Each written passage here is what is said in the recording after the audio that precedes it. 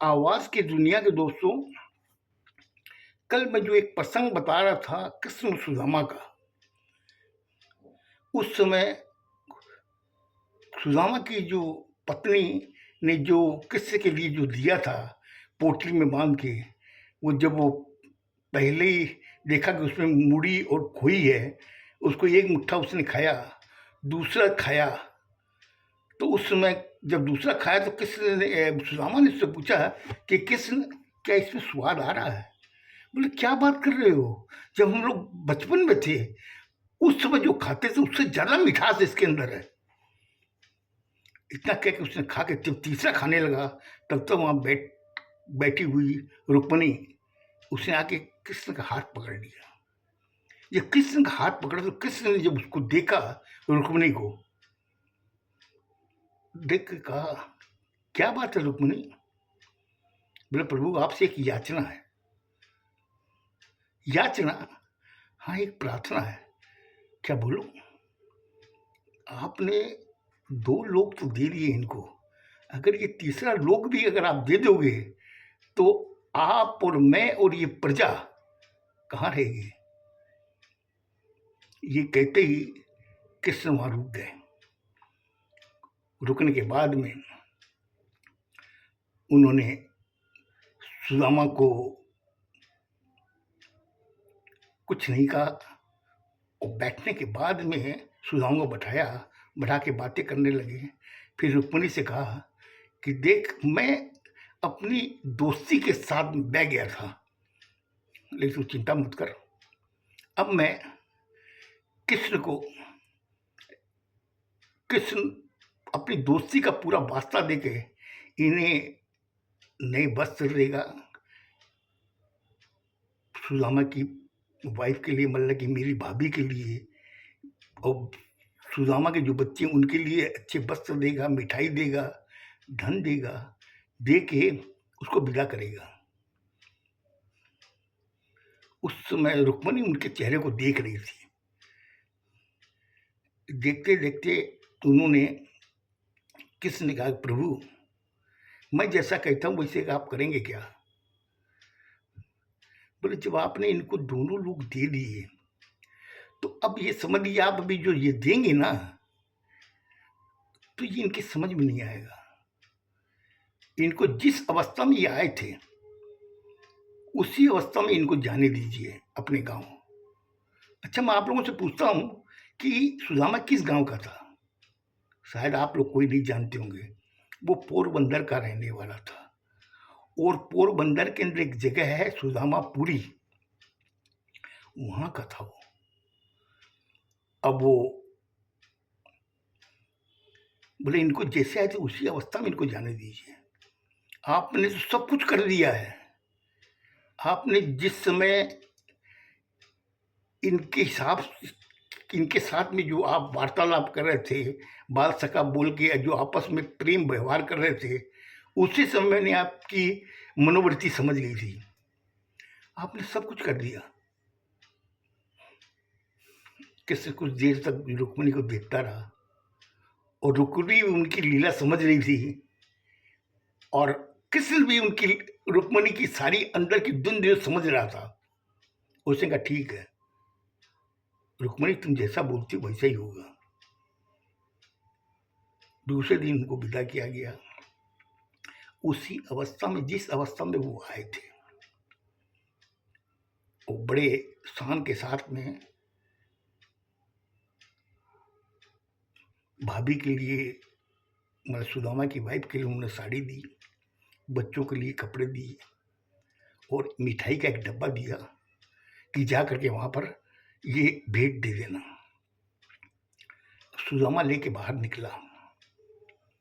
निकलने के बाद में वो सोचने लगा, अपने जब वस्त्रों को देखा, वही पुराने मैले वस्त्र, और उसको खुद में अंदर इच्छा होने लगी कि आज मैं 2 दिन यहाँ रहा, बड़े मने शांत शौकत के साथ में मैंने समय बिताया, अच्छे अच्छे व्यंजन खाए, अच्छे शयन कक्ष में मैं सोया, लेकिन मेरे बच्चे, मेरी बीबी तो उसी अवस्था में है। फिर भी मन को मारते हुए वो लेके जाता है। जब वो अपने गांव पहुंचता है तो वहां देखता है कि जो उसकी कुटिया थी वो कुटिया ही नहीं। वो बोलते ये क्या बात है, अब कुटिया की जगह एक बहुत बड़ा महल तैयार हो गया है। वो इधर उधर देख करके अगल वालों से पूछता कि भाई यहाँ पे एक कुटिया थी ना। बोले कुटिया तो थी, लेकिन हम तो बहुत दिनों से ये महल ही देख रहे हैं। इतनी देर में ही सुदामा की पत्नी बरंडे में खड़ी होती देखती है कि सुदामा उसी अवस्था में आ रहे हैं। उन्होंने कोई आवाज दी, अजी सुनिए, आइए आइए, ये अपना ही घर है। सुदामा जब उसको देखता है, देख करके वो भी परेशान हो जाता है। बाहर में पहरेदार खड़े, वो तुरंत आकर बोलते चलिए साहब चलिए, रानी आपको बुला रही हैं। वो अंदर जब जाता है अपने घर में, कमरे में देखता बड़ा हॉल है, उसमें रुक्मणी जो है झाड़ू निकाल रही है। वो उसको देख के बोलता भाभी ये क्या कर रही हैं आप। बोली ये मेरी लीला नहीं है, ये तेरे बाल सखा कृष्ण की लीला है। उसने मुझे भेजा था कि ऐसी सफाई करना कि यहां पे लक्ष्मी पलाठी मार के बैठ जाए। तब उस समय उसके दिमाग में एक बात आती है सुदामा के, कि सुदामा कृष्ण, तुमने अपनी बचपन की दोस्ती निभा दी और ऐसी निभाई। आज मैं इसको सोच आश्चर्य हो लीजिए, घर से जब मैं निकला तुम्हारे घर से, उस समय मैं सोचा कि दोस्ती ठीक है 2 दिन के लिए निभाई, लेकिन निभाई ठीक थी। लेकिन यहाँ आकर जब मैं देखा, मैं बहुत ही आश्चर्यचकित हो गया। तो उस समय मेरे दिमाग एक ही चीज आ रही थी, मेरी जिंदगी संवारी तूने गले लगाकर, मेरी जिंदगी संवारी तूने गले लगाकर, और बिठा दिया फलक पर मुझे खाक से उठा के, मुझे बैठा दिया फलक पर मुझे खाक से उठा के, यारा तेरी यारी को मैंने खुदा माना। ये उसके दिमाग मतलब मन के अंदर चल रहा था।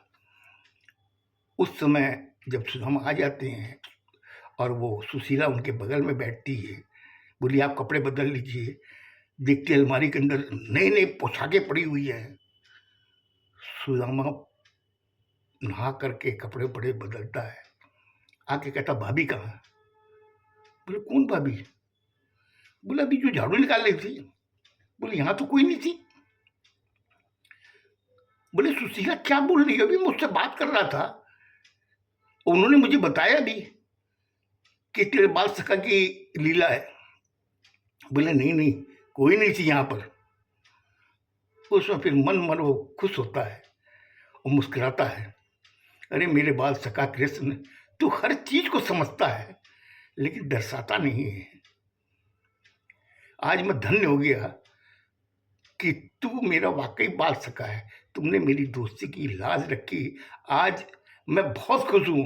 मैं तुम्हें इतना आशीर्वाद देता हूं कि तुम जहां भी रहे, जैसा भी रहे, खुश रहे और तेरी जनता बहुत खुश रहे। आपको ये प्रसंग कैसा लगा मुझे जरूर बताइएगा। खुश रहो, स्वस्थ रहो। धन्यवाद।